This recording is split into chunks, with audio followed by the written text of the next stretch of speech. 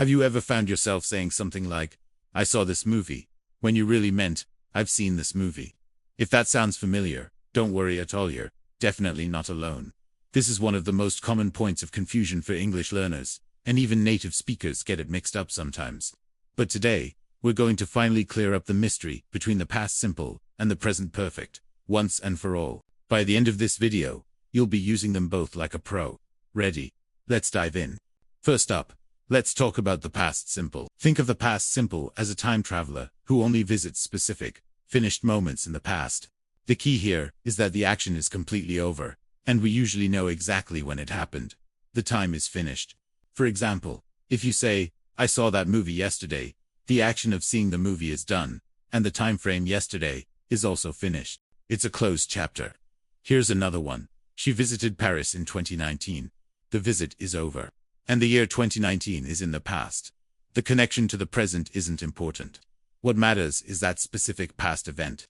So, when you're telling a story or talking about events that happened at a definite time, past simple is your best friend. Think about words that signal a finished time. Yesterday, last week, last month, last year, in 2010, when I was a child. These are all huge clues that you should be using the past simple. For example, we ate at that new restaurant last Friday. The action is finished. The time is specific. Simple, right? Let's try another. He graduated from college 3 years ago. Again, the graduation is a completed event that happened at a specific point in the past. It's a snapshot of a finished moment. Now, let's switch gears and talk about the present perfect. This one is a little different. Think of it as a bridge connecting the past to the present. We use the present perfect when the action happened at an unspecified time in the past, or when the action has a direct result or relevance to the present moment. The exact time isn't the main focus. For example, if you say, I've seen that movie before, you're not saying when you saw it. You're just saying that in your life, up until this very moment, the experience of seeing that movie is part of your history. The time frame is your entire life, which is still ongoing. Let's look at another example. She's visited Paris several times. We don't know the specific years she went. What's important is her life experience of having been to Paris. The action could even repeat in the future. The time frame is her life, which is not finished. We also use the present perfect for actions that started in the past and are still continuing.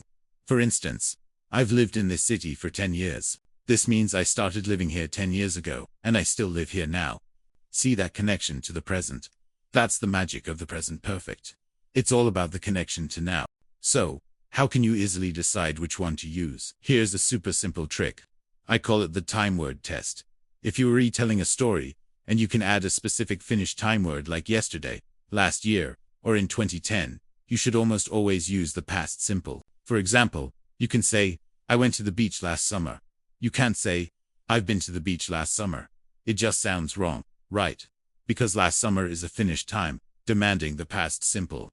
On the other hand, if you can add words that refer to an indefinite or unfinished time, like ever, never, before, so far, already, or yet, then you'll want to use the present perfect. Let's try it. Have you ever eaten sushi? See, it works perfectly. I've never been to Australia.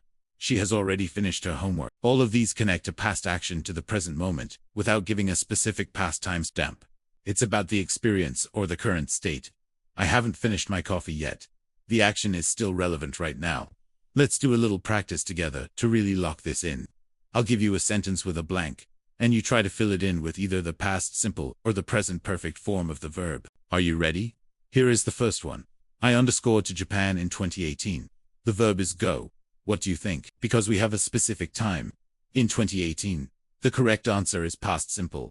I went to Japan in 2018. Great job. Okay, next one. She underscored that book 3 times. The verb is read. Here, we don't have a specific time. We're talking about her life experience up to now. So, we use the present perfect. She's read that book 3 times. It implies she might even read it again. It's part of her ongoing life story. How about this one? They underscore just underscore. The verb is arrive. The word just is a huge clue here. It indicates something that happened very recently, with a result in the present. They are here now. So, it's present perfect. They have just arrived. Perfect. Let's try a question form. Underscore, you ever underscore a famous person. The verb is meet. The word ever is our signal for the present perfect. asking about your entire life experience. So the question is, have you ever met a famous person? It's not asking when you met them, just if it's an experience you have. If you wanted to ask when, you'd switch to the past simple. When did you meet them? Let's really solidify this with a story. Listen carefully. Last year, I decided to learn a new skill. I bought a guitar online, and it arrived 2 weeks later. I watched a lot of tutorial videos and practiced every day. My fingers hurt a lot at first, but I didn't give up. So far, I have learned to play 3 songs. I have never performed in front of anyone, but I have played for my family. My sister told me I sound pretty good. Did you notice the mix? Last year, I decided, I bought, it arrived. I watched, practiced. My fingers hurt. I didn't give up. My sister told me, all past simple, because they are specific events in a story set in the past. But, so far, I have learned. I have never performed. I have played. These are all present perfect, because they connect those past actions to my current ability and experience. Let's do one final, quick recap to make sure everything is crystal clear. Past simple. The action is finished, and the time is finished and specific. Think of a dot on a timeline in the past. Keywords: yesterday, last week, in 1999, ago. Example: I finished my project last night. Present perfect. The action happened at an unspecified time, or the action started in the past and continues to the present, or it has a result in the present. Think of a line that starts in the past and leads right up to now. Keywords: ever, never, before, so far, for, since, already, yet. Example: I have finished my project. The result: now I am free. Now it's your turn to make a commitment. I want you to say this sentence out loud with me. It's a great way to practice and remember. Are you ready? Let's say it together. I have learned something new today. I will remember it forever. Notice we used I've learned, the present perfect.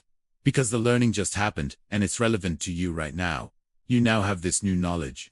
Thank you so much for watching and for learning with me today.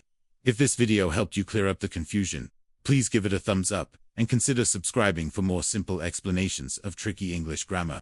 And for a little extra practice, leave a comment below using either the past simple or the present perfect. For example, tell me something you did yesterday, or tell me about a cool place you've visited in your life.